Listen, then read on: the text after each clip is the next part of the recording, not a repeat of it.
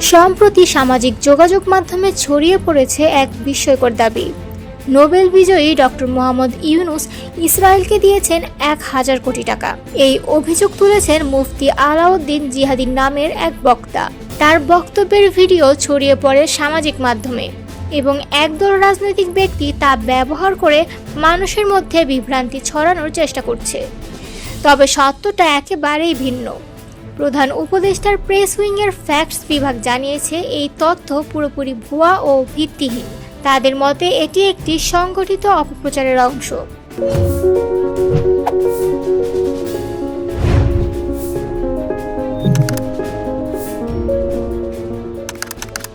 যার উদ্দেশ্য অধ্যাপক ইউনূস এবং তার নেতৃত্বাধীন অন্তর্বর্তীকালীন সরকারকে প্রশ্নবিদ্ধ করা।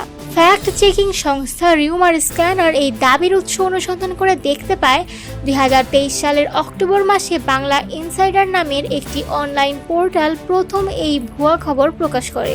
তারা দাবি করে ইসরায়েলের পররাষ্ট্র মন্ত্রণালয় নাকি ইউনূসের অর্থ সহায়তার কথা স্বীকার করেছে, কিন্তু পরে নিশ্চিত হওয়া যায় এমন কোনো বিবৃতি ইসরায়েলি কর্তৃপক্ষ কখনো দেয়নি। ইসরায়েলি সাংবাদিকরাও এমন কোনো সহায়তার অস্তিত্ব অস্বীকার করেছেন।